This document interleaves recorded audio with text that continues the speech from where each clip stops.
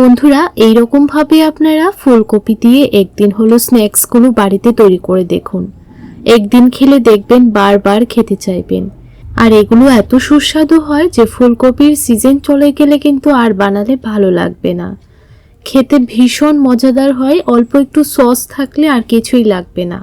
আপনারা চাইলে চায়ের সঙ্গেও কিন্তু পরিবেশন করতে পারবেন। দেখুন কতটা মুচমুচে হয়েছে। তো কিভাবে এই স্ন্যাক্সগুলো তৈরি করেছি চলুন তাহলে দেরি না করে পুরো ভিডিওটা দেখে নেওয়া যাক। প্রথমে আমি একটা বাটির মধ্যে নিয়ে নিচ্ছি আটা, আর এখানে আমি আটা দিয়ে স্ন্যাক্সগুলো তৈরি করছি। আপনারা চাইলে আটার পরিবর্তে ময়দাও ব্যবহার করতে পারবেন।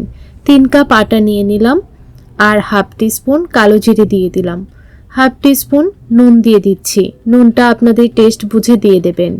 এখন একটা চামচ দিয়ে দিচ্ছি 3 থেকে 4 চামচের মতো সাদা তেল।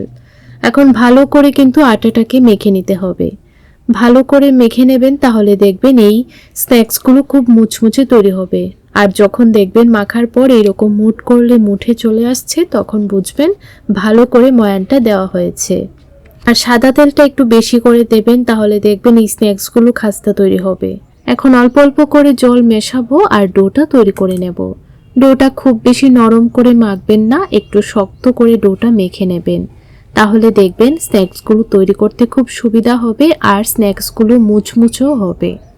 ভালো করে মেখে নিলাম। এখন এই ডোটাকে ঢাকা দিয়ে রেখে দেব 10 থেকে 15 মিনিটের জন্য। আর অবশ্যই ঢাকা দিয়ে রাখবেন, না হলে কিন্তু উপরটা একদম ড্রাই হয়ে যাবে। এখন আমি একটা কড়াই বসিয়ে দিলাম চুলার উপর। একটা তেজপাতা কেটে দিয়ে দিলাম, একটা শুকনো লঙ্কা কেটে দিয়ে দিলাম, আর 1 চামচ দিয়ে দিলাম 5 ফোড়ন।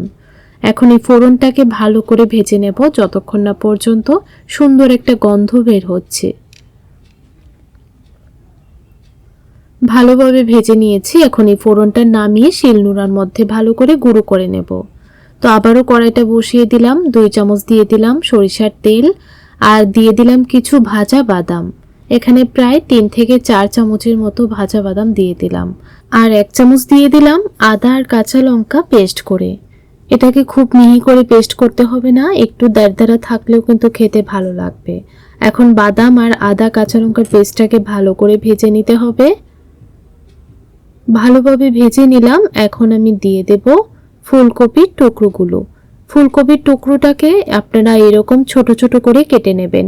এই দেখুন ডাটা সমেত কিন্তু আমি এরকম ছোট করে কেটে নিয়েছি।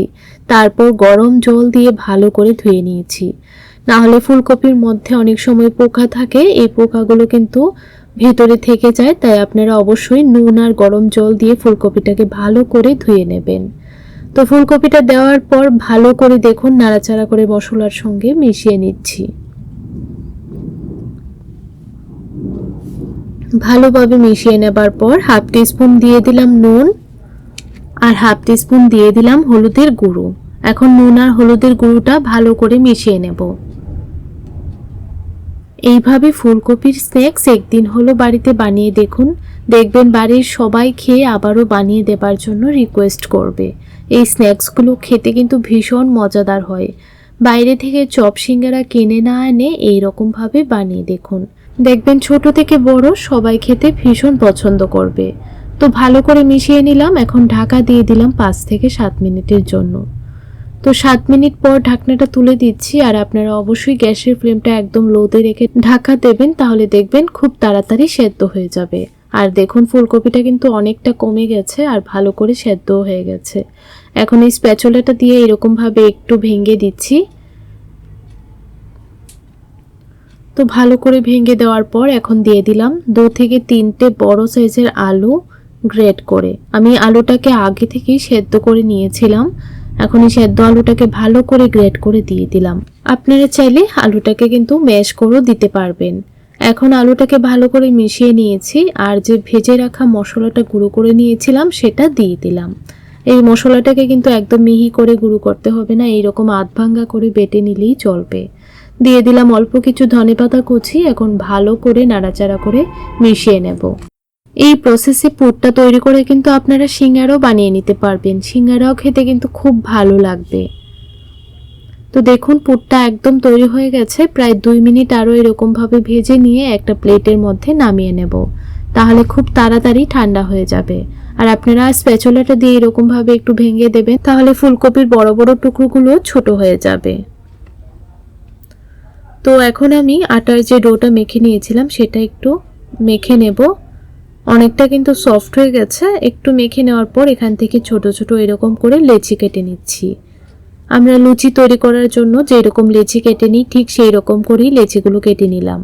এখন একটা লেচি হাতে নিয়ে নিলাম, আর বাকিগুলোকে ঢাকা দিয়ে রেখে দেব, তাহলে কিন্তু আর উপরটা একদম ড্রাই হয়ে যাবে না।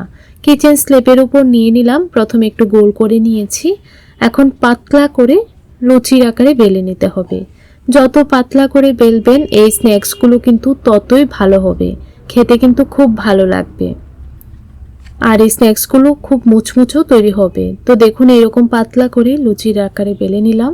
এখন চামচটা দিয়ে মাঝখানে এরকমভাবে পুরটা দিয়ে দিচ্ছি। তো পুরটা দেওয়ার পর এরকম লম্বা করে পুরটা দিয়ে দেবেন, তারপর এরকমভাবে ফোল্ড করে দেবেন। ভিডিওটা একটু লক্ষ্য করলে বুঝতে পারবেন কিভাবে নাস্তাগুলো তৈরি করে নিচ্ছি। আর মুখটা ভালো করে সিল করে দেবেন। চাইলে আপনারা হালকা একটু জল লাগিয়ে নিতে পারেন, তাহলেও কিন্তু মুখটা খুব সুন্দরভাবে সিল হয়ে যাবে। তো দেখুন দুটো সাইড থেকে এরকমভাবে সিল করে দিলাম। এখন একটা কাঁটা চামচ দিয়ে একটু ডিজাইন দিয়ে দেব, তাহলে এই স্ন্যাক্সগুলো দেখতে খুব সুন্দর লাগবে। দেখুন এরকমভাবে একটু ডিজাইন দিয়ে দিচ্ছি। তো এইভাবে সবগুলো স্ন্যাক্স বানিয়ে নেব। আর এই ডিজাইনটা দেওয়া কিন্তু খুবই সহজ, একদম অল্প সময়ের মধ্যেই তৈরি হয়ে যায়। তো প্রথমে কিছু স্ন্যাক্স তৈরি করে নেব। তো দেখুন এখানে আমি 3টে স্ন্যাক্স বানিয়ে নিলাম, এখন এগুলোকে ভেজে নেব। তো কড়াইয়ের মধ্যে পরিমাণ মতো তেল ভালো করে গরম করে নিয়েছিলাম। এখন গ্যাসের ফ্লেমটা লোতে রেখে সবগুলো স্ন্যাক্স দিয়ে দেব। আর একসঙ্গে তো সবগুলো স্ন্যাক্স ভাজা যাবে না, তাই আমি 2 থেকে 3 বারে স্ন্যাক্সগুলো ভেজে নেব।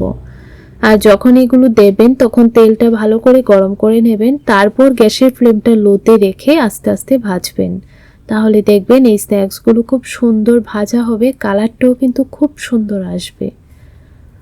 তো দেখুন এখানে আমি 5টা স্ন্যাক্স দিয়ে দিলাম, কিছুক্ষণ এইভাবে রেখে দিয়েছিলাম। একটা পিঠ যখন দেখবেন হালকা একটু কালার চলে এসেছে তখন উল্টিয়ে দেবেন, তারপর দুটি পিঠই উল্টিয়ে পাল্টিয়ে ভালো করে ভেজে নিতে হবে।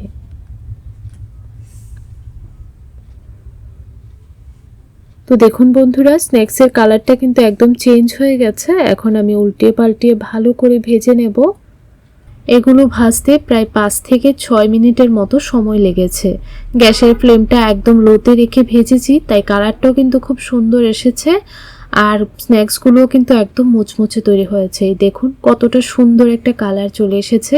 এর চেয়ে বেশি আর ভাজবো না, তাহলে কিন্তু তেল থেকে নামানোর পর আরেকটু কালো হয়ে যাবে। তাই আপনারা যখন দেখবেন এরকম একটা কালার চলে এসেছে তখনই নামিয়ে নেবেন। এখন একই রকমভাবে কিন্তু সবগুলোই দেখুন ভেজে নিলাম। আর দেখুন বন্ধুরা এগুলো দেখতে কত লোভনীয় লাগছে। এইভাবে বানিয়ে কিন্তু অল্প একটু সস থাকলে আর কিছুই লাগবে না, চায়ের আড্ডায় কিন্তু একদম জমে যাবে।